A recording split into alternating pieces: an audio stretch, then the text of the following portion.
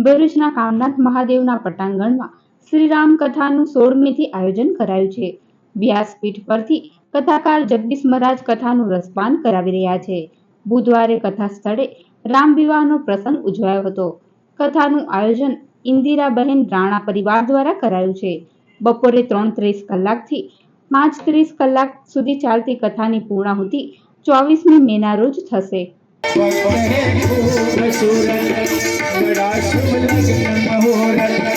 भक्त